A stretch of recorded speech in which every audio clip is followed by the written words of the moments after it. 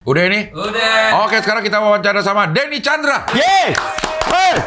Oh!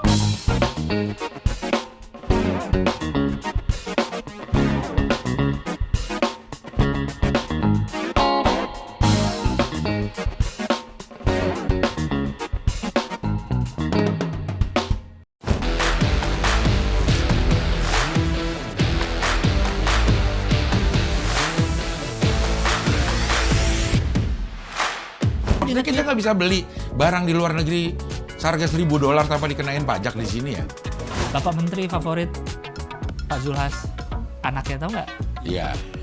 Join member berarti Anda tahu kalau ini jelas salah gitu. Jadi kalau masih ada yang bisa nonton YouTube, bisa ke internet tapi masih ke tempat gini sih gua nggak bingung sih saya. KPI yang ngasih guideline. Iya. Dan harusnya idealnya adalah apapun tayangan TV sebelum tayang gini juga kan Ke ke KPI. KPI dulu. Beliau tentara. Emang ntar gajinya berapa kalau jenderal? Saya gua nggak tahu Nggak tahu, makanya. tapi kan Ungkap dong. Loh, Ngomong apa adanya. Nggak, gua nggak tahu. Ngomong apa adanya. Berarti Kenapa tentara- Anda menuduh beliau korup? Nggak ada ngomong. Tadi gue diiringi masuk dengan lagu judulnya Sebelum Kulelah. Bapak kamu tukang cat ya? Saya di luar, misalnya kayak gitu, jangan sampai kelihatan lah. Gitu. Hah? Selingkuh, tapi salahnya karena kelihatan.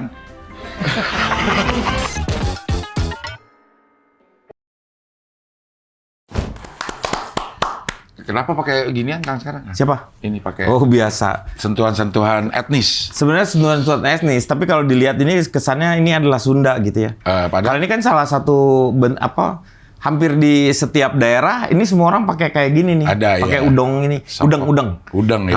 Kalau Bali ini nih, ada, Bali. Nah, ini Bali nih. Oh, ini Bali. Ini Bali kalau gini nih tuh. Ini khasnya Bali. Tapi nggak ada yang nari. Weh. Nggak selalu kali. Iya, Aduh. Kalau ini Mana? Oh, kalau ini karena salah satu kerajinan. Bali juga. Bukan. Apa? Kalau ini di toko-toko ini juga ada, tinggal buat-buat lu sendiri tuh. Beli si batu-batunya, beli masukin kayak gini. Yang penting cocok dengan apa? Auranya gua gitu keluarnya tuh. Etnis banget lah Iya, pokoknya. jadi kayak Abah Komar. Gua nggak pakai sendal dong kalau gitu. Keluar telanjang. Gua kayak Mbak Komar ya. Iya. Tapi nggak apa-apa, Del, etnis itu karena gua lagi menginikan budaya.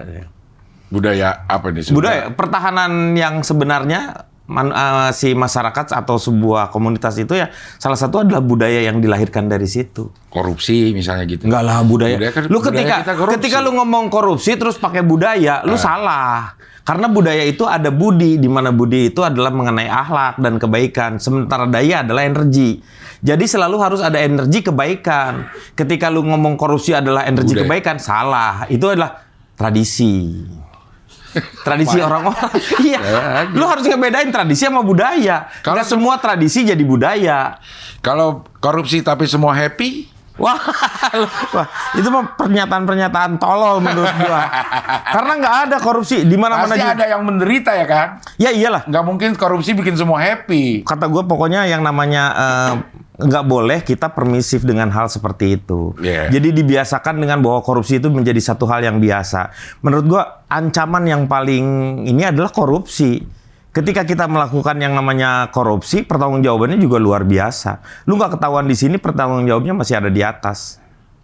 Katanya korupsi jadi oli demokrasi apa sih? Nggak bisa lah.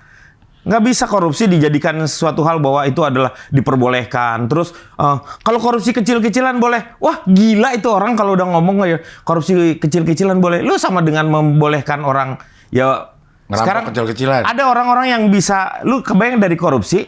Dia bisa, oh saya dari korupsi ini, sebagian dari korupsinya itu dia bangun masjid seperti itu. Gila kan? Itu sama dengan dia wudhu pakai air kencing. Nggak mensucikan. Tidak itu. Tapi air kencing bisa diminum kan, Kang? Oh iya, itu kan ketika lu punya penyakit terus lu percaya bahwa air kencing itu bisa itu. Ya, itu karena lu sugesti aja. Kalau harus air kencing sendiri apa boleh air kencing orang sih? Enggak, lu air kencing 4 orang lu aduk-aduk. Tapi jangan lupa pakai gula biar kesannya pakai esen. Cepet manis gitu. Iya. Tapi namanya juga air kencing, kotor ya kotoran lah. kotoran ya. Iya. Tapi emang ada sih orang yang penyembuhannya pakai air kencing sendiri. Itu karena katanya sih terapi, tapi kan harus diiniin sesuai dengan ilmu kedokteran. Iya. Ilmu kan itu memberikan kita bahwa yang benernya seperti apa gitu. Ada jalan lain nggak sih gitu. Seolah-olah lu itu adalah jalan terakhir gitu, harus minum air kencing orang lain. Iya. Kan Gimana deh? Dikumpulin air kencing 4 orang. Iya. Kang, Ya. di TV ada akhirnya datang juga ya Kang? Masih? Saya sekarang gue lagi apa ya bedel ya? Sama yang itu- akhirnya datang juga sama Hidden Talent.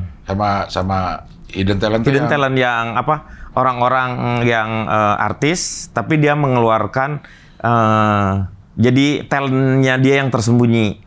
Kalau lu misalnya sekarang lu tapi tiba-tiba lu main nyanyi gitu. Padahal lu orang pelawak, tapi lu bisa nyanyi atau main piano, lu nyanyi, nah seperti itu yang ditonjolinnya. Iya. Dia untuk apa namanya angkatan-angkatan Kang Denny, kayaknya Kang Denny termasuk yang masih ada terus ya di TV ya Kang. Alhamdulillah lah. Gimana sih cara bertahan di gempuran anak-anak muda di industri ini Kang? Sebenarnya yang paling penting adalah sebenarnya itu, lu percaya nggak Del, kalau misalnya kita bisa bertahan dengan kehidupan kita seperti ini adalah salah satunya memang adalah teman-teman kita, bagaimana kita mengambil cara bergaul dengan siapa misalnya. Jadi ada istilahnya kalau misalnya lu bisa berteman dengan siapa aja, salah kata gua. Kenal dengan siapa aja, tetapi kalau berteman lu harus tahu teman lu siapa gitu. Harus pilih-pilih ya? Harus pilih-pilih karena dia yang akan mempengaruhi kita. Tetapi yang paling gue ingat adalah kalau misalnya sekarang gue masih seperti ini adalah karena doanya seorang ibu. Jadi ibu itu punya peranan yang sangat penting dalam sebuah kehidupan gue. Ibu masih ada? Ibu asli udah Udah apa? udah meninggal. Udah meninggal, ya. Iya, kalau ibu yang asli. Yang ya. palsu? Enggak, yang kalau ibu pertiwi masih ada. Gila nggak? Gue tuh orang yang Indonesia banget Iya, gitu. didoain sama Ibu Pertiwi. Iyalah, salah satunya yang gue harus doain Ibu Pertiwi. Iya. Tapi ibu gue lah yang selalu memberikan doa-doa yang terbaik untuk si anak-anaknya. Iya. Ini gue ngerasain apa? Lu percaya nggak bagaimana energi seorang ibu ketika berdoa ya? Gue ceritain tentang temen gue. Temen gue maboknya minta ampun Del. Edan dia kalau ngebut udah bukan di jalan raya Del. Di mana? Di garasi. Wah, sampai hancur mobil beneran. Wah, hancur jedar. Mabok. Tong setan aja masih luas banget Iya, di garasi. ini garasi. Lu bayangin, setelah itu dia tuh mabok yang sampai harus dicelanain sama ibunya dan gue bantuin gitu. Itu tuh karena temen gue kan, kakak temen gue bantuin kayak gitu udah. Tapi ibunya tidak pernah berhenti untuk bangun sepertiga malam untuk berdoa untuk anak-anaknya supaya bisa keluar dari seperti itu. Dan yang terjadi sekarang dia adalah anak yang paling soleh di antara keluarga adik kakaknya itu ya. Dan anak-anaknya semuanya berhasil. Lu bayangin Sleng. Bunda Ipet bagaimana berdoa untuk anak-anak Sleng yang katanya sekarang berubah Sleng luar biasa. Makanya kekuatan seorang ibu itu luar biasa menurut gua. Dan ibu gua itulah termasuk orang yang selalu mendoakan dan doanya ternyata. Nah, ketika seorang ibu berdoa itu ketika kita berdoa ya kadang-kadang suka antar lu dikasihnya gitu. Misalnya menurut gua ya ini ya prasangka gua. Tetapi begitu seorang ibu berdoa ya Allah tuh luluh. Dan itu selalu diberikan seperti itu. Artinya kita sebagai seorang anak jangan sampai bikin ibu kita gedek banget sampai akhirnya nggak mau doain kita ya kan? Ya iyalah, apalagi dan seorang ibu pun jangan sampai mengeluarkan kata-kata atau makian yang justru akan menjadikan si anaknya menjadi bahaya lah. Jadi umpatannya itu justru makanya umpatannya harus selalu baik. Tetapi gue masih ingat ada yang gue harus sabar ya pada saat itu ya. Jadi gue kan digedein, gue sarjana itu dengan ibu gue kan jualan lotek Del. Lotek tuh kayak kalau di sinilah gado-gado gitu ya. Jadi ibu gue tuh jualan gado-gado gitu. Gado-gado kan pakai apa sih namanya? Kalau gue tuh coet namanya. Coet, iya. Cobek. Iya, Nah, cobek ya. Cobeknya kan gede kalau gue bikin Karena karena nggak bisa dijahit dong kalau cobeknya gede. nggak bisa dong. Cobeknya kan bisa diobras. Iya. Obrolan para pemain trompet, obras. Obras section. Nah, pada saat itu karena gede gitu kan, akhirnya karena gue pada saat itu gue syuting di SCTV sering, hampir sebulan itu gue 10 hari ada di sana. SCTV itu Di Surabaya waktu itu. Masih di Delta masih Delta Pijit. bukan Delta Pijit dong. Itu Delta ada daerah Delta di di Surabaya, sebelahnya Fortune, sebelahnya Heaven. Lu sih Pijit sebelahnya Fortune. lu ngajak ke sono. Jadi gua ke bawah. Fortune lagi apa lagi namanya ya? Apa lagi ya namanya ya? Ada Heaven. Heaven ada. Heaven iya, ada. Ada? Apalah gua mah kayak gitu. Iya. Jadi si cobeknya tuh kan gede, terus si ibu gua tuh pernah ngomong gini, Dan, kamu tahu nggak si cobek yang paling bagus itu, yang kuat itu ternyata di Surabaya tuh di Pasar Genteng katanya. Kata gue, ya udahlah kalau gitu, beliin lah kalau kamu ini ke sana, beliin. Gua ke sana tuh kan kadang-kadang naik kereta pulang naik kereta juga sama si anak-anak tuh. Belilah gua itu sekitar 20 sampai 25 kilo lah beratnya tuh. Dari batu tuh. Dari batu lah. Kalau dari bata mah gampang pecah. Itu gua pakai bungkus pakai koran-koran gitu, gua bawa sendiri dong. Bawa dengan perjuangan, itu adalah salah satu bakti gua kepada ibu. Wah, luar biasa. Udahlah gua bawa sampai gua nyampe kan itu dari kereta gua bawa, terus turun dari kereta gua bawa, yang gitu lumayan berat lah seperti. Sampai akhirnya ketemu sama si mama, kata gua "Mah, ini mah aku bukain. Nih mah, bagus kan kayak gitu." Ibu gue cuman bilang gini, Den, ternyata di Kosambi juga ada. Lu bayangin nggak? Di Kosambi tuh pasar di Bandung. Ternyata itu juga ada katanya. Kata gue, wah! Tapi luar biasa sekali. Gue nggak akan pernah sia-sia gitu dengan apa seperti itu. Dan itu pun dipakai sama ibu gue. Dan itu menjadikan anaknya menjadi sarjana lah. Dari hasil jualan gado-gado seperti itu. Tapi kan nggak sekedar dari doa dari orang tua doang gitu. Maksudnya kita juga harus ada usahanya. Jadi tapi gua doang yang dari keluarga gua yang 7 itu, yang sarjana itu cuman gua. Anak keempat dari 7 itu. Karena kenapa dipilih Kang Denny yang nggak ada pilihan itu mah sebenarnya, karena memang kemampuan, bukan masalah kemampuan temen, sebenarnya anak kakak gua, adik gua juga, dia tuh nggak punya ini yang kuat lah. Fighting spirit. Kalau gua tuh memang cita-cita dari kecil udah pengen jadi artis.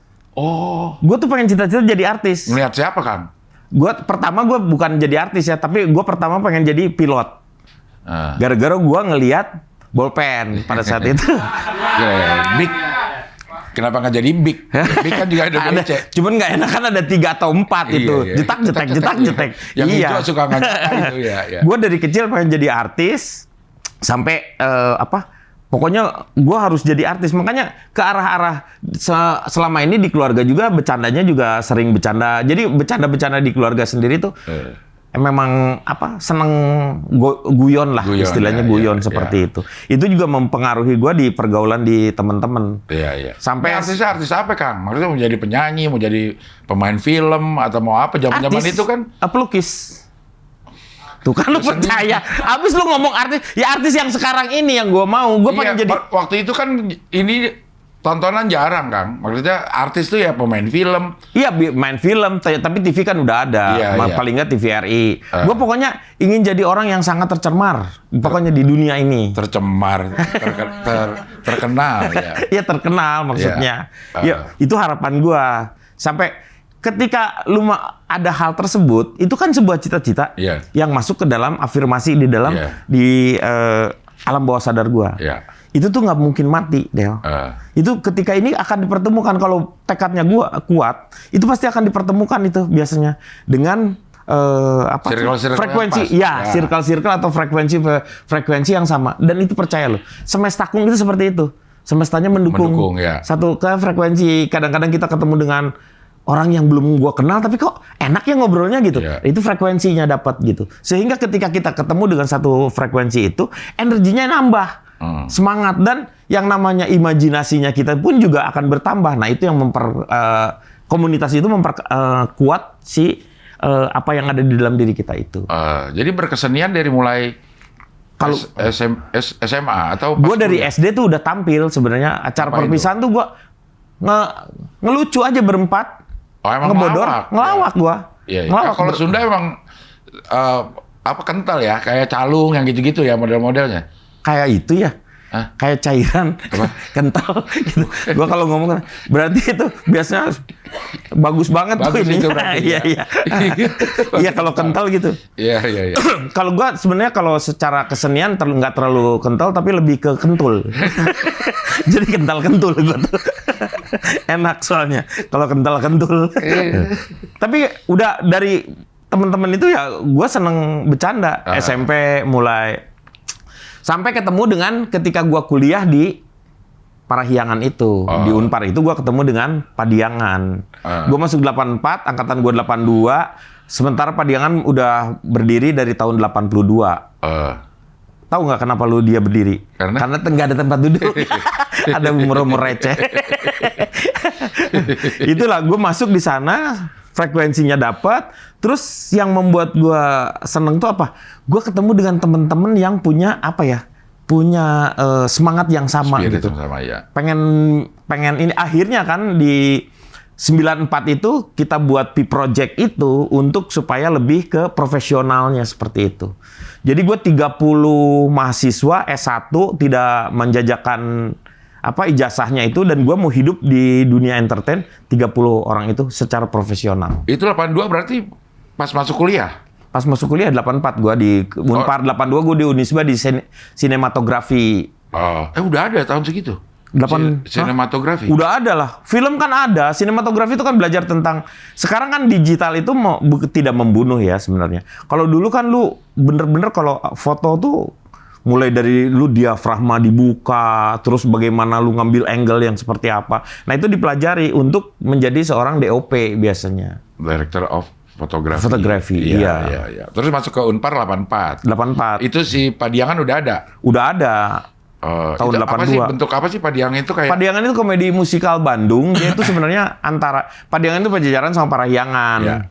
Dua universitas. Mereka karena di SMA-nya mereka itu waktu dulu di tahun 80-an gitu, SMA 5 ada kabaretnya dia pramuka itu. Ketika mereka sekolahnya selesai, ternyata banyak yang di mana? Di Unpar banyak, di Unpad banyak. FISIP, di Unpad, di sastranya juga banyak. Akhirnya mereka bersatu lagi karena kangen dengan seperti itu, buatlah yang namanya komedi musikal Bandung itu.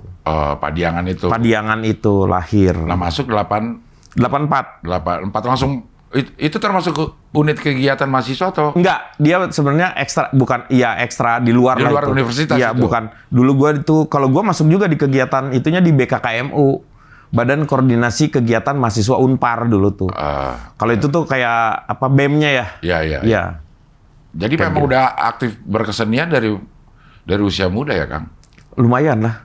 Terus yang itu memang populer aja, Kang, bukan kesenian tradisional ya si Padiangan itu. Dia itu awalnya. dia cuman hanya untuk menggait orang-orang supaya apa ya, lebih berkegiatan lah, beraktivitas lah di luar karena salah satunya juga mahasiswa kan kejenuhannya tuh harus dibuka, makanya ada beberapa ruang-ruang yang di mereka ada juga kan yang olahraganya apa, pencaksilatnya apa, seperti itu ke arah yang jadi antara si otaknya dia dengan si motorik kasar dan halusnya itu seimbang seperti itu. Nah terus bisa ke TV-nya gimana, Kang, itu, Kang? Itu gua ke TV itu adalah ketika sebenarnya dari mulai banyak dilihat itu adalah karena udah mulai terkenal kan di Bandung itu, karena selain mengisi untuk mahasiswa, maksudnya di ITB ini ITENAS gitu, kalau ada apa-apa tuh kita diikut sertakan dengan bayaran yang sebenarnya tidak seberapa lah. Terus lama-lama udah mulai ternyata ini main di Pertamina di Cilacap, main di Pertamina di Cirebon. Jadi udah mulai banyak tuh orang-orang yang kayak BUMN itu memakai kita sendiri. Nah, pada tahun itu gue siaran di Radio OS. Tahun 88 ketemu dengan Isur, Daan, Iyang, Ju, Wawan sama Denden itu ya di situ. Nah itu Parahyangan Pajajaran juga tuh semua? Gua sama Isur doang yang Parahyangan, yang lainnya Pajajaran. Iya. Bisa dilihat dari ininya mungkinnya wajah ya.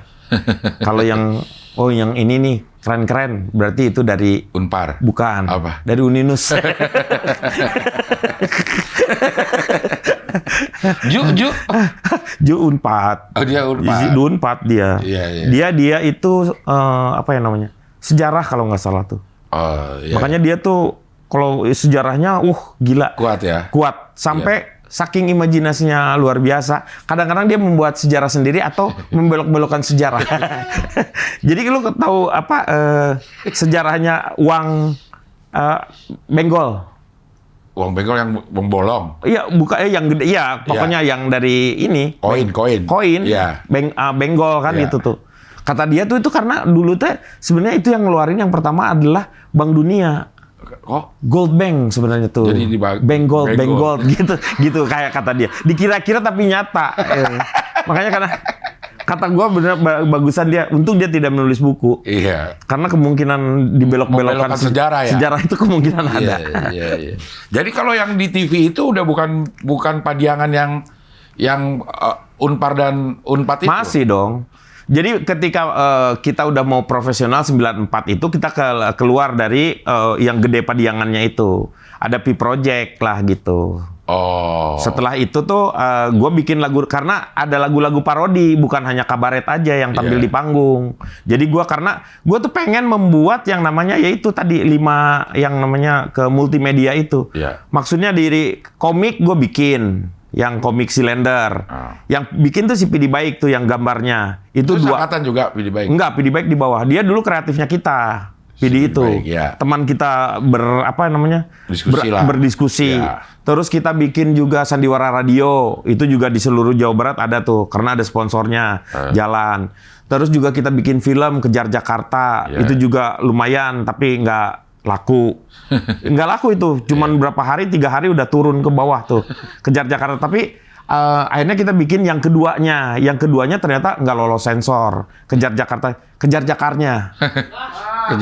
itu itu nggak lolos sensor. Iya. Nggak lolos sensor. Iya. Terus gue Kejar bikin Jakarta. di panggung. Iya. Bikin panggung juga. Terus bikin di kaset. Iya. Kaset sendiri. Dan yang satu yang tidak tercapai adalah yaitu Comedy by Phone.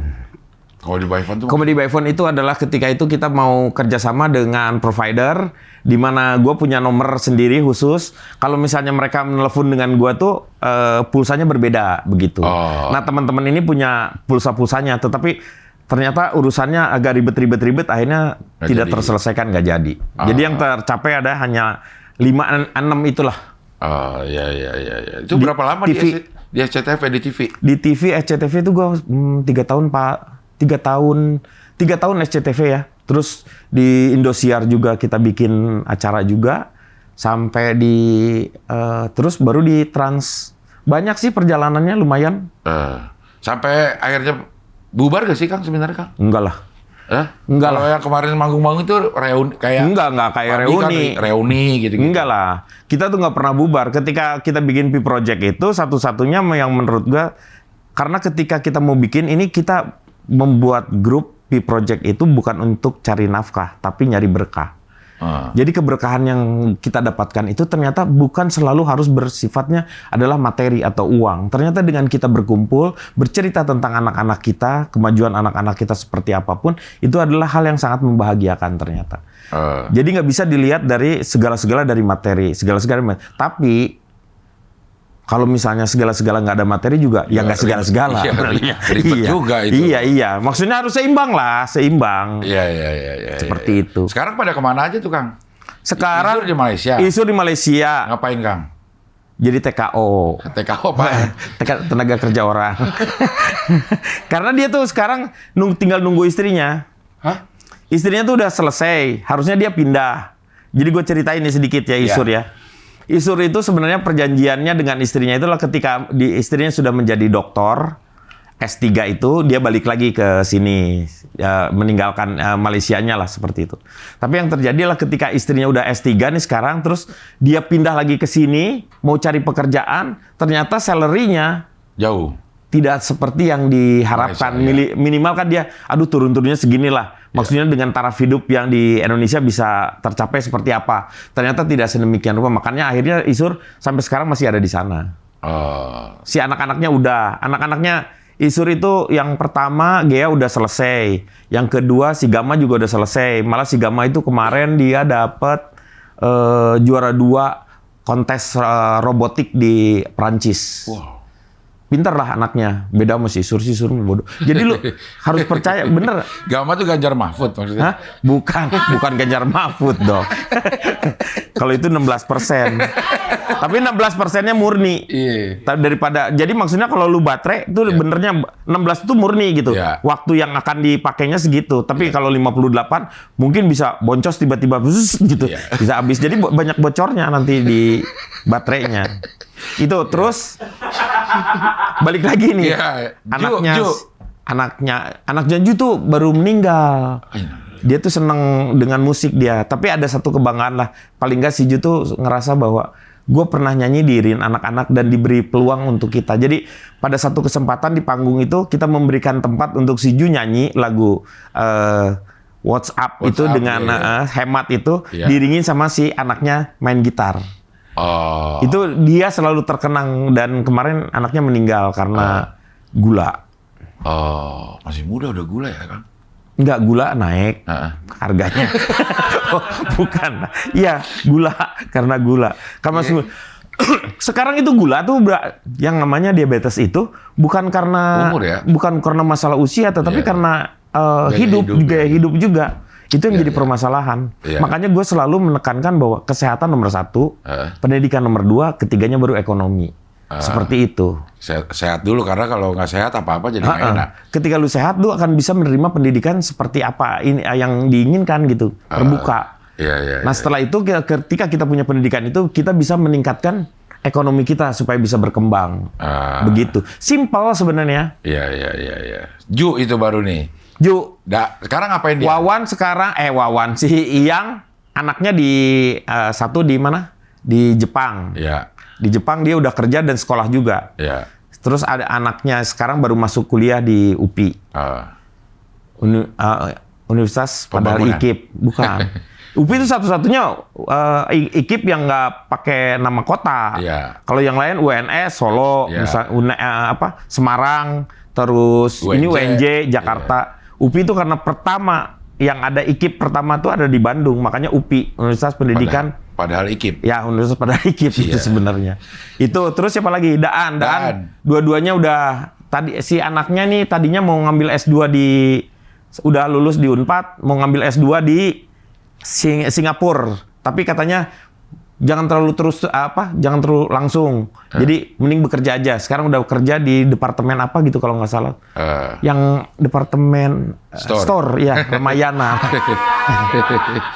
Tapi dia kalau nggak salah dia di pojok dia tuh. Busana. Terus tuh bagian MC bagian MC apa nyetel lagu bong-bong ibu silakan. Suka kenal itu kalau masuk tuh selamat datang Bu Mardia gitu, ya. Terus siapa lagi? Denden itu anaknya udah lulus sarjana, suaminya udah S2 juga udah kerja, sekarang anaknya juga di Unpar udah sekarang semester 6 kalau nggak salah udah mau lulus. Terus siapa lagi? Denden, Wawan gue nggak tahu. Gue udah lepas sama Wawan tuh udah lama dia. Jadi kita tuh nggak pernah ngeluarin orang, atau orang keluar sendiri. Iya, karena nggak betah. Nggak juga, nggak pernah kita membuat betah. Tetapi yang paling penting adalah bagaimana nilai-nilai yang kita buat itu akan menjadikan dia menjadi malu sendiri gitu. Mungkin dia pengen sebenarnya, tetapi karena malu gue udah terlalu lama gitu. Padahal sebenarnya di kita tidak ada masalah. Kalau misalnya dia datang pun juga nggak akan jadi masalah buat dia. Buat kita masalah. Lo kemana aja? Giliran job nongol gitu. Iya. Terus siapa lagi ya tadi? Denden udah. Daan udah. Ya. Dan Iyang udah. Terus Ju udah.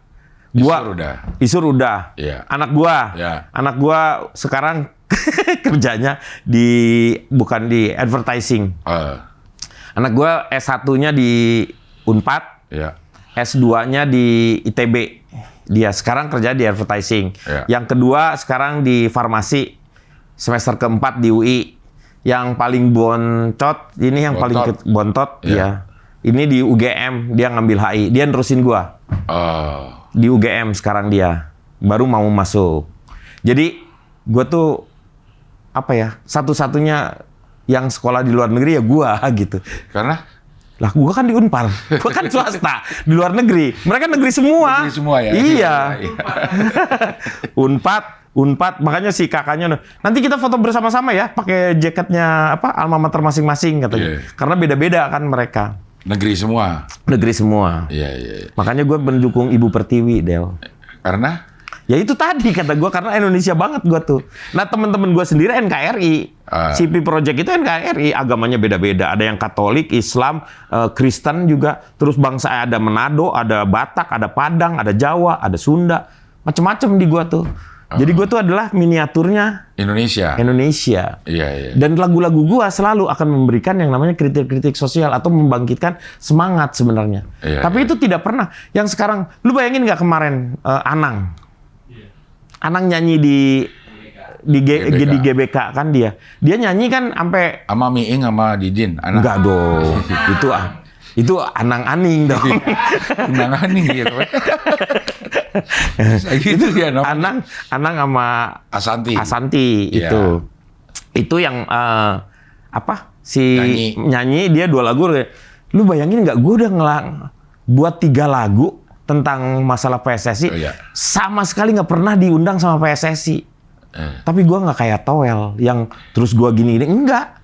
Coba Padahal lihat. isinya kritik ya. Gua bukan kritik sebenarnya, itu adalah jadi kalau kritik adalah cerminan ya ini. itu tuh sebenarnya adalah realitanya yang Realita. ada dari sebuah sepak bola kita dari tahun 94 sampai pada saat-saat sebelum generasi Sintayong. Sekarang ini mau tidak mau gue tuh sebenarnya kebuka bahwa bener nih si Sintayong Sintayong. ini memberikan sebuah pencerahan, walaupun gue tidak terlalu suka dengan naturalisasi. Karena kalau misalnya naturalisasi harusnya ada bentuk berapa tahun sih lu mau ngambil naturalisasi ini. Karena tetap liganya itu harus berjalan. Pemain itu harus lahir dari liga-liga yang ada di kita. Sementara lu bayangin sekarang, masih Liga 1, Liga 2, masih ada yang tarkam, ngehajar wasit gila-gilaan, dikeluarin. Nah kayak gitu-gitu harusnya dicoret. Dan ketegasan si PSSI itu harusnya.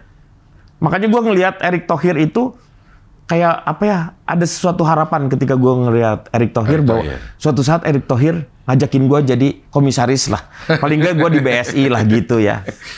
Karena gue ngerti syariah lah sedikit lah. Bina Sarana Informatika. Iya itu, otot kawat tulang BSI. Itu yang gue harapkan sebenarnya. Itu kita tuh ngomong dari mana ke mana, muter ya gila ya. Tapi kalau ditanya gimana kabarnya Pi Project, Kang Denny tuh jawabnya anak-anaknya semua ya. Emang kalau udah umur gitu ya, Kang? Yang diomongin tuh bukan kita lagi. Oh, kalau kita sama teman-teman ya begitu. Karena yang paling benar adalah kesuksesan seseorang itu bukan dilihat dari harta yang dia dapatkan atau apa yang dia punya, tetapi bagaimana dia menjadikan generasi di bawahnya atau anak-anaknya lebih baik daripada dia. Itu adalah kesuksesan yang sebenarnya. Kalau ukurannya itu berarti anak Pi Project semuanya alhamdulillah sukses dong, Kang. Ya karena di luar itu semua, karena teman-teman juga kan belajar masalah pendidikan.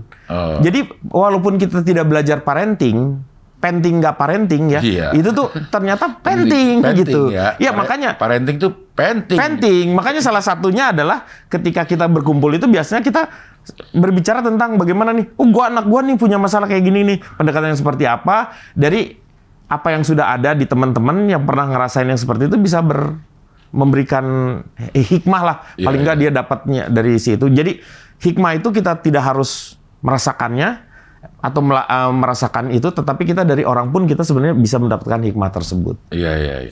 Tapi kalau di dalam karir pernah anjlok gak sih? Kalau gue kan dari 2010-2013 itu gue udah cerita di mana-mana tuh. Iya. Gue anjlok tuh yang jual mobil semua tuh, Del. Iya.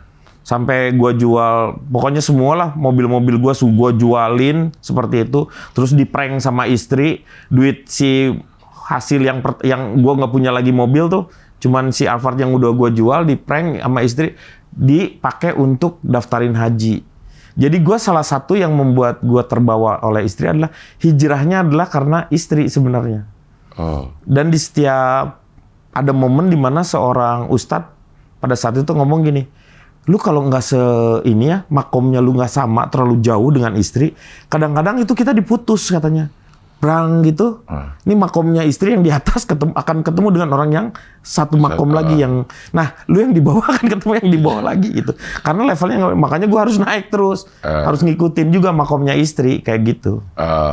Memang secara itu lebih ini tinggi istri kan? Secara makom, secara makom ya, secara pengetahuan dan itunya istri gue lebih inilah, lebih mengerti seperti itu. Tapi kalau untuk masalah pendidikan dengan si anak-anak kan kita ngebagi. Dia hanya madrasah saja, kepala sekolah mah tetap di rumah sama gue yang menentukan arah si anak-anak seperti apa. Gue hanya memberikan ruang kepada anak-anak, kamu jadi apapun juga nggak apa-apa. Itu sama seperti ibu gue waktu dulu.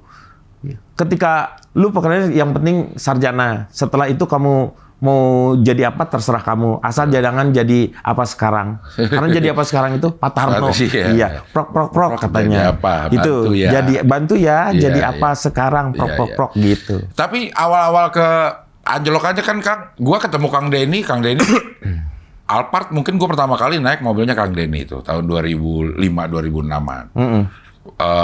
Mercy 2 pintu Kang Denny. Pokoknya gua ketemu Kang Denny waktu itu Kang Denny lagi kaya-kayanya banget. Tapi 2010 udah mulai karena gini. Itu apa sih penyebabnya Kang? Itu level sebenarnya. Level dari biaya hidup gua yang masih tetap seperti itu, pendapatan sudah berkurang, kan lama-lama nurun tuh. Si mantap itu makan tabungan itu mau tidak mau kan seperti itu. Nah, sampai satu titik di mana lu mengerti bahwa orang kaya itu adalah orang yang sebenarnya sederhana. Jadi sederhana dalam cara berpikirnya. Orang yang kaya itulah orang yang sederhana dalam cara berpikir. Dia tidak jadi kadang-kadang kita akan kecewa dengan apa yang kita ketahui bahwa yang kita miliki dan yang kita inginkan adalah bukan yang kita butuhkan. Itu kita akan kecewa. Ternyata yang dibutuhkan oleh kita ternyata sederhana seperti itu. Makanya dari situlah mulai masuk ke dalam, oh iya ya ngapain sih? Jadi kadang-kadang kita tuh terlalu berlebihan atau dimakan oleh orang-orang yang di sekitar kita sendiri. Padahal kenikmatan yang ada adalah ketika bisa merasakan rasa bersyukur yang terus-menerus gitu setiap hari.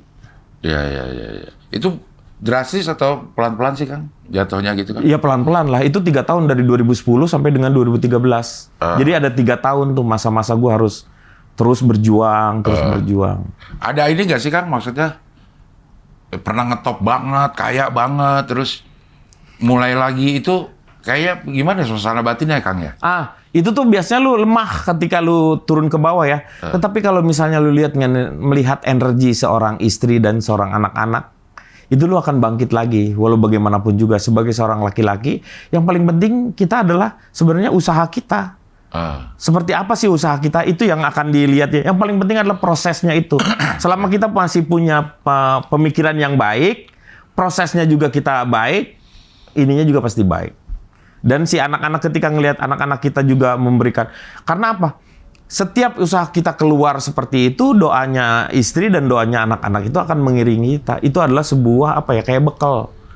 Bekalnya untuk kita berjalan seperti itu. Ada perasaan ini nggak sih? Kayak post power syndrome di start. Enggak, kalau gua nggak udah. Di masa-masa itu Kang, di masa-masa. Mungkin ada, tapi gua nggak pernah mikirin seperti itu. Karena ketika gua mulai ngetop itu, mulai jadi ya dengan teman-teman itu di usia-usia yang udah lulus kuliah kan, di usia 31, 30, di mana si emosi sama ininya sendiri tuh udah mulai tertata. Tidak yang segala pengen enggak seperti itu. Jadi ketika turun pun ya udahlah. Yang ngasih ya Allah, yang mengurangi juga Allah, itu semua yang paling penting adalah kita memikirkan hikmah dari semuanya ini tuh apa sih gitu. Nah itu yang gua harus dapetin. Bukannya memikirkan lagi tentang masa lalu, kita pernah jadi yang seperti itu akan menjadi post power syndrome. Kalau kita mikirin terus kita dulu pernah kayak gimana gitu ya Kang. Harusnya kita jejak di masa sekarang gitu. Iyalah. Kita mau ngapain sih di ini, dan kita manfaatkan usia yang Allah berikan ini untuk berbuat sesuatu kepada kebaikan-kebaikan kepada orang-orang di sekitar kita. Itu minimal seperti itu. Ya. Nah kalau misalnya nyocokin sama perubahan komedi lah di industri kita nih, di industri komedi kan. Sekarang juga udah berubah dari tahun ke tahun kan berubah. Nah, Kang Denny kayaknya bisa masuk di mana aja. Sebenarnya caranya Kang. Karena gue nggak pernah ngerasain apa ya, ada satu perbedaan. Gue nggak pernah ngerasa orang, gue merasa lebih hebat dari si ini. Gue ngerasa lebih senior daripada dia. Itu tidak, semua gue anggap mereka punya potensi. Kadang-kadang seseorang yang dulu pernah seolah-olah diremehkan seperti itu, suatu saat mungkin dia akan menjadi seseorang. Kalau lihat Mas Tukul lah dulu ya, Mas Tukul bagaimana awal karirnya mungkin ya, orang ngelihat kayaknya sebelah mata ngelihat Mas Tukul sampai dia menjadi sesuatu. Itu sebenarnya adalah pelajaran yang gue dapatkan dari ketika gue pernah meremehkan orang. Ini orang kerjanya mabok aja, kata gue. Ini nggak bener nih kalau kayak gini nih. Del, 1 tahun setelah dari situ gue melihat dia udah insaf, dia lebih hebat dari gue, yang malu gue. Karena gue pernah meremehkan dia. Jadi apapun juga, kalau misalnya yang membolak-balikan hati itu adalah ya Allah. Jadi kalau mau minta, ketika kita meremehkan orang, dia nggak tahu tiba-tiba dia suatu saat dia lebih hebat daripada kita, imannya lebih hebat dari kita, maka kita berguru kepada dia, itu sangat memungkinkan sekali. Jadi nggak boleh melihat seseorang itu, jadi kata gue biasa aja lah gitu. Malahan yang paling penting itu saling mendoakan. Ya. Jadi ketika kita punya masalah atau punya ini tuh kita bisa, kalau dia punya masalah kita bantu, suatu saat mungkin kita akan dibantu juga gitu oleh dia. Termasuk kedatangan adik-adik kita di stand up comedy juga. Iya. Ya kalau gue ngelihat itu adalah bahwa yang sekarang teman-teman pelawak itu sendiri ngelihatnya bahwa bagaimana sih teman-teman itu, ini anak-anak yang stand up comedy itu yang kita sekarang butuhkan adalah sebenarnya grup.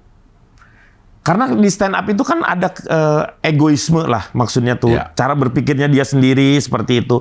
Dan belum tentu itu benar gitu kan. Untungnya ada komunitas yang selalu akan memberikan, lu jangan terlalu ini kurang ini kurang ini. Nah itu yang saling ininya. Tapi secara grup sekarang yang membuat gua bahagia adalah ketika ngelihat anak-anak stand up itu mulai ngegrup. Ada GJLS, ada agak lain gitu. Udah mulai berkelompok-kelompok tuh mereka. Podcast banyak lah. Podcast banyak. Dan itu akan memberikan chemistry. Dimana kalau misalnya mereka satu panggung, tidak usah harus lagi berbicara. Nanti jadi ini. Itu mulai berperan dia.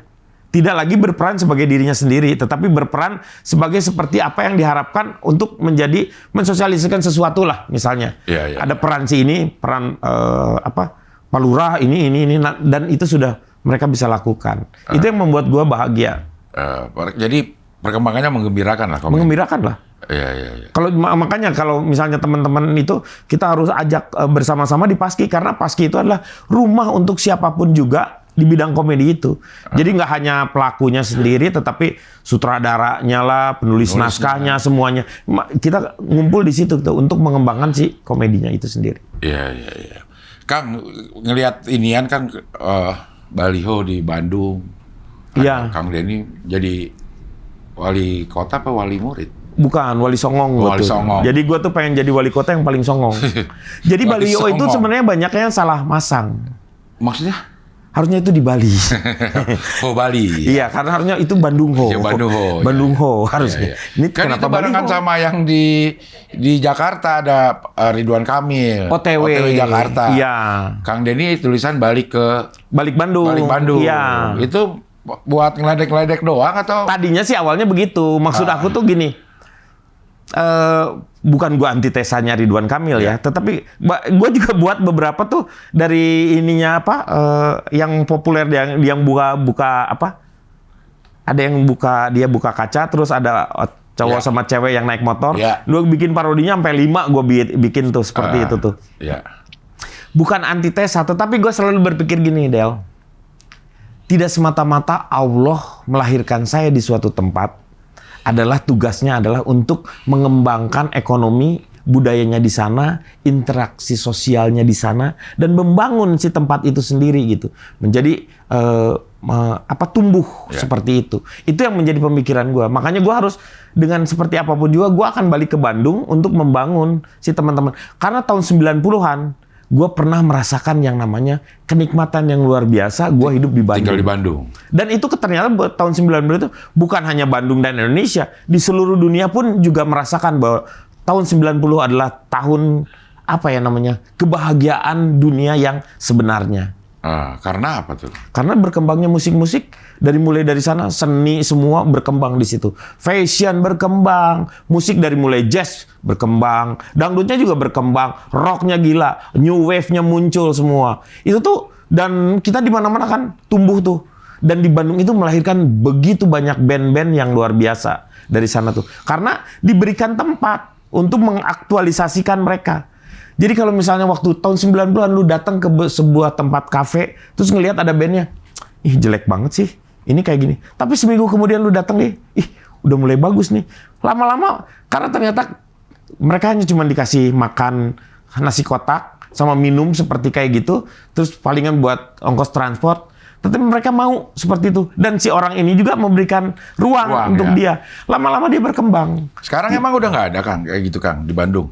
Sekarang itu kan terbunuh dengan kemarin dengan masalah si COVID-nya itu Iya. sendiri ya sekarang. Nah sekarang udah mulai tumbuh lagi. Ada teman-teman ada titik kumpul. Titik kumpul tuh ada di PK Naripan seperti itu. Yang gue sarankan kata gue titik kumpul jangan satu. Titik kumpul itu harus banyak. Dimana ke Bandungnya sendiri kan luas. Harus ada di sini sehingga semuanya berkembang. Karena dulu tuh pernah ada titik kumpul yang begitu banyak. Di Supratman ada Kang Hari. Kang Hari itu yang DKSB. Ya. Tapi yang lebih ininya adalah waktu dulu tuh di Bandung itu nggak boleh ada pengamen yang jelek, ngerti nggak? Jadi harus bagus lu. Mukanya? Lu bukan mukanya dong, karyanya. Oh karyanya oke. Iya, Itu iya. dia kalau misalnya lu nyanyi lu harus benar, harus ngamen gitarnya juga benar sehingga seni itu diapresiasi seperti itu. Ya. Itu yang diinginkan sebenarnya. Itu udah si Kobar. Ya, Akbar. Hei, Bar gua kan lagi syuting ini. Lu jangan ganggu dong. Gua lagi live tapping ini, gila lu. Testimoni, suruh testimoni. Testimoni apaan? Oh, ini pura-pura dia ada yang lagi ini apa? Apa? Nagih debt collector katanya. Jadi? Enggak nih gimana sih lu? Oke, ya udah. Kesini apa ke? Dia kesini. Oke. Ya udah. Oke, gue tungguin ya. Yuk. Nah itu tuh.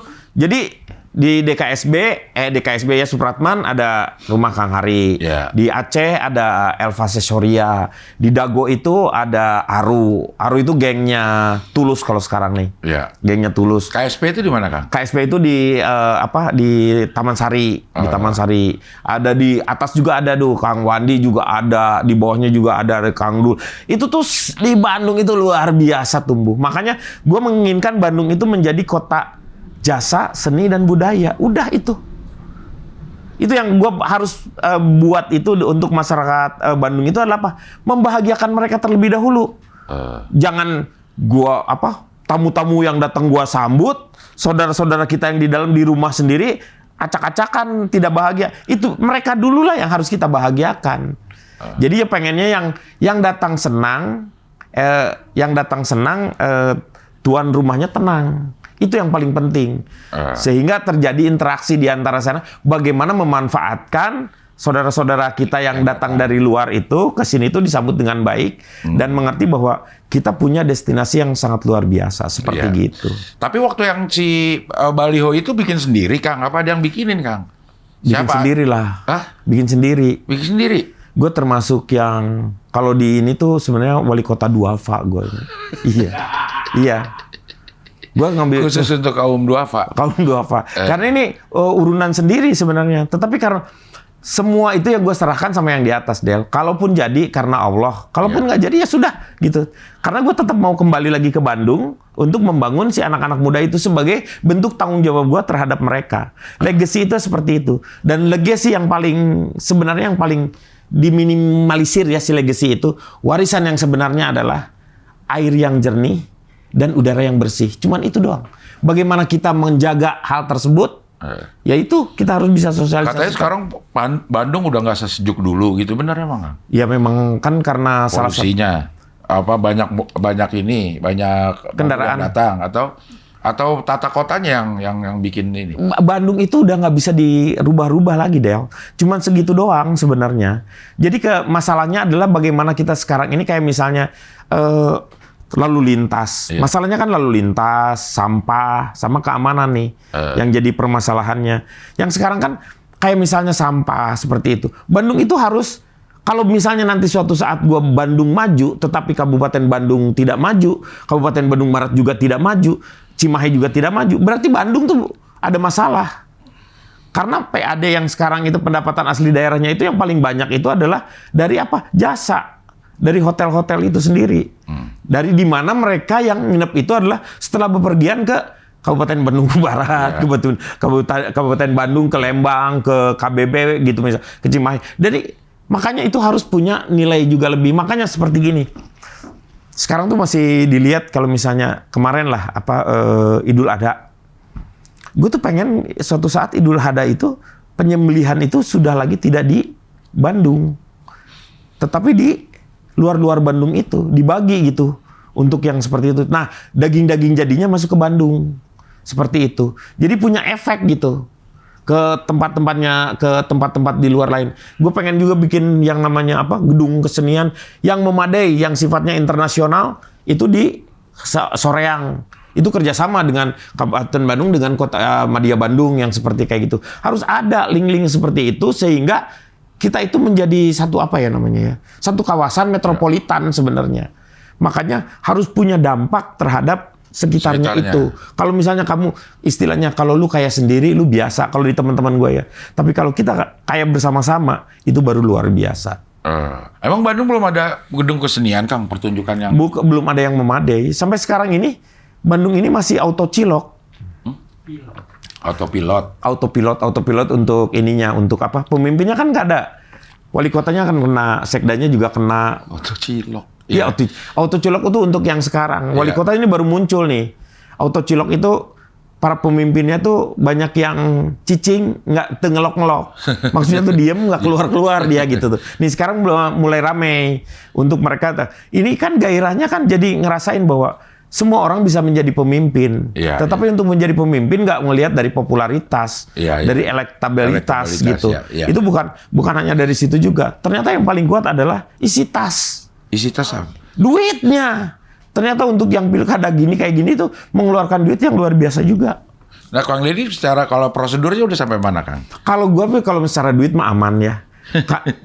Loh, kok lu ketawa sih? Banyak. Kalau disebut banyak ya enggak.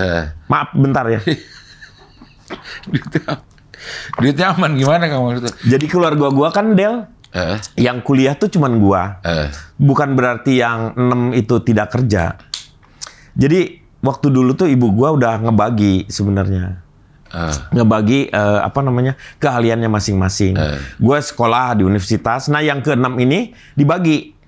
Ada yang ngepet, ada yang ngipri. Ada yang piara tuyul. Ada yang ngerampok. Iya Kang, duitnya kan banyak Kang. Lumayan duitnya banyak. Waktu gue pernah ikut-ikut meeting-meeting untuk sebuah wali kota atau bupati waktu itu ya, di daerah-daerah Bekasi itu perlunya udah hampir 80 miliar. Iya emang segituan.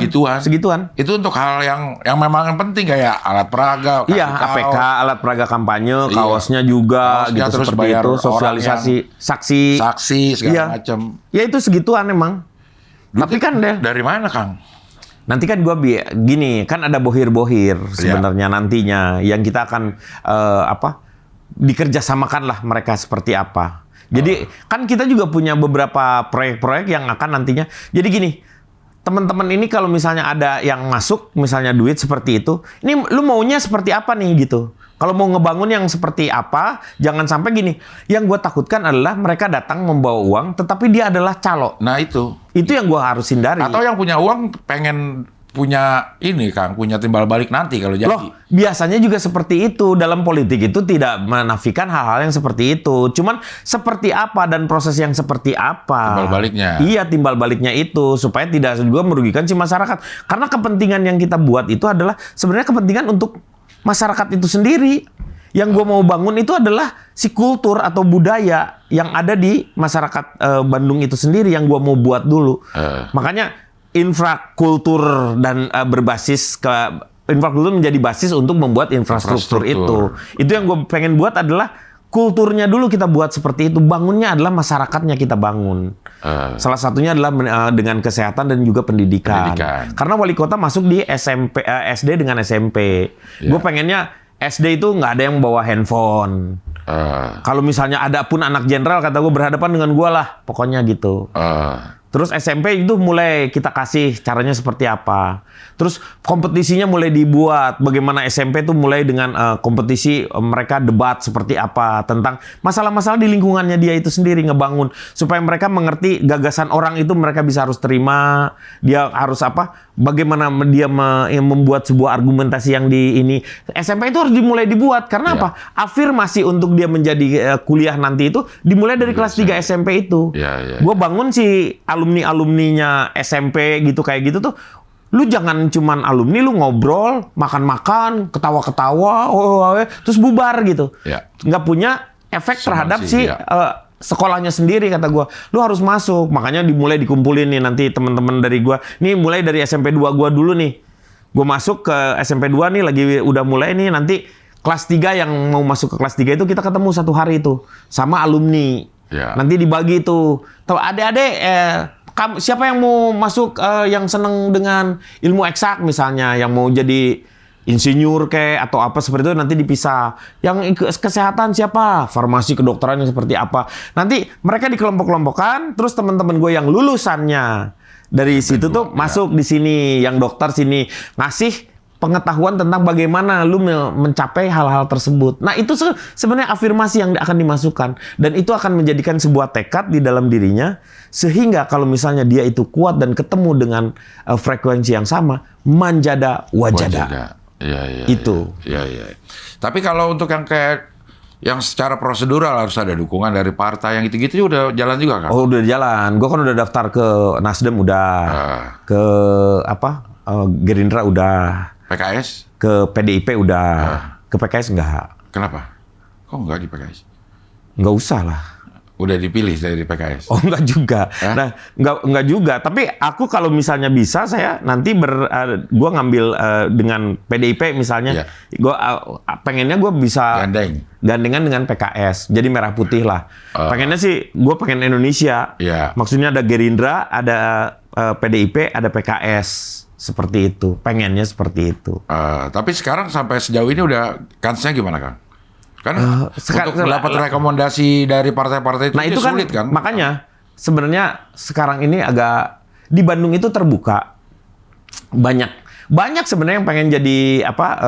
Tapi tingkat maksudnya tuh gini nih. Tingkat keterpilihan kan nanti dilihat orang-orang yang seperti apa. Ketika gue muncul menjadi mau mencalonkan menjadi wali kota itu menjadi satu hal yang ini karena apa? Ternyata masyarakat Bandung sudah mulai jenuh dengan para politisi. Para politisi itu adalah menurut gue karena apa? Korupsi sebenarnya. Itulah korupsi itu yang kata gue kalau kita bisa membunuh korupsi itu yang paling penting. Karena apa?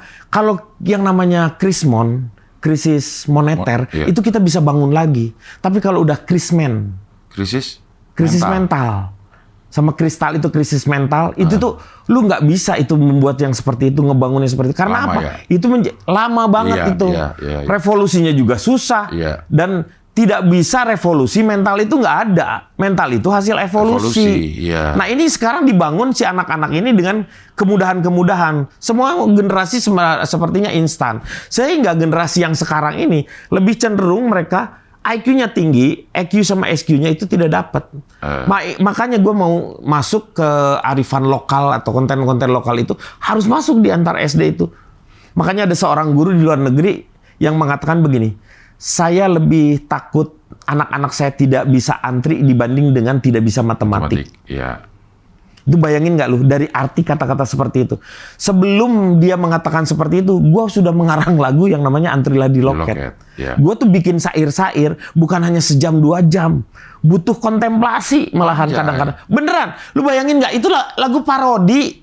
Lagu-lagu yang, lu gampang lah itu mah gitu. Kan lagunya udah ada, nadanya udah ada, lu tinggal masukin syairnya. Tapi bagaimana si syair tersebut berubah dan masuk dengan si nada yang ada, itu tuh butuh waktu dan butuh ketepatan. Untuk membuat lagu Andai Aku Jadi Guru, itu syairnya lu biasa ya.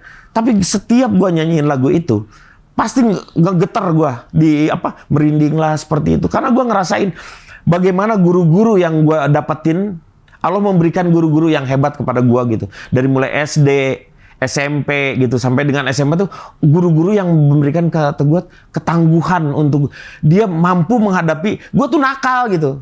Tapi mampu diredam sama dia walaupun butuh beberapa saat untuk gua tahu apa maksud dan ininya, tapi itu dia dapat tetap seperti itu. Oh, ya. Makanya kata gua tuh penting banget hal-hal yang seperti itu. Makanya balik lagi ke arah bahwa anak-anak itu yang paling penting tuh akhlaknya dulu lah yang kita buat itu. Adab harus dulu, ya. lebih dulu dibanding dengan ilmu. Dari antri itu kita bisa cari. Lagu-lagu gua kan bisa mencontek, ada ilmuwan yang dia cita-cita ilmuwan tapi dia mau masuk jadi ilmuwan tapi pakai joki kayak gitu, mencontek. Lu nggak akan dapat apa-apa dari mencontek seperti itu. Dan itu udah menjadi pemikiran-pemikiran kita untuk membangun generasi ini. Iya. Kang, ini terakhir nih, sampai batas waktu kapan sih rekomendasi ini? Juli itu harus sudah ada rekomendasi karena Agustus itu tanggal 23 udah mulai pendaftaran untuk jadi wali kota atau cawalkot. Kalau gue sih sebenarnya saya ditugaskan hanya untuk berusaha ikhtiar, tapi semampu saya. Terus saya didukung oleh teman-teman. Yang paling penting teman-teman saya ini punya auranya positif, sama-sama seperti itu dan kita punya gagasan yang sama. Kata gue satu hal juga gini, ketika gue jadi caleg, waktu salah satu partai nawarin gue, terus gue tanya ke istri gue suruh istiqoroh dulu, ternyata nggak dapat. Istri gue juga sama, katanya udahlah kalau nggak usah jadi caleg seperti itu. Terus ditawarin lagi untuk jadi caleg untuk golden ticket kayak gitu. Sama kata istri, udahlah nggak usah, kamu nggak seperti apa. Tapi istri gue ketika gue mau masuk di wali kota ini, oke lah nggak apa-apa, karena di sini di eksekutif, kata dia tuh maksudnya lu sebagai eksekutor, gagasan-gagasan yang kamu inginkan pasti kamu bisa laksanakan karena eksekutornya di kamu. Cuman satu hal, dia titip pesan cuman satu aja, jangan pernah kasih makan duit haram untuk saya dan anak-anak. Walaupun saya nggak tahu dan anak-anak nggak tahu, tapi itu akibatnya akan ada kepada kami. Kalau kamu sayang seperti itu, jangan lakukan. Itu yang paling berat dalam diri gue. Makanya gue berusaha untuk menghindari yang namanya korupsi lah. Korupsi itu menurut gua gila-gilaan. Kita tuh harus, walaupun di luar, wablu ada beberapa persamaan ya. Kalau misalnya lu korupsi di luar negeri itu biasanya ada hukuman gantung. Sama lah di kita juga ada yang korupsi digantung. Kasusnya digantung. Seperti itu. Ada yang dihukum mati di situ tuh. Kalau di sini mati hukumnya. Mati hukumnya. Dan yang satu yang di mana? Di Cina itu. Kalau ada yang korupsi, sediakan 100 peti mati. Kalau misalnya ada yang korupsi, 99 yang korupsi, dan 1 peti mati untuk saya kalau saya korupsi. Gitu. Sama di sini juga, sama di Indonesia juga. Sediakan 100 peti mati, 99 untuk yang korupsi, dan 1 peti mati untuk yang melaporkan saya korupsi. Dahsyat. Gue mah cinta banget Ibu Pertiwi.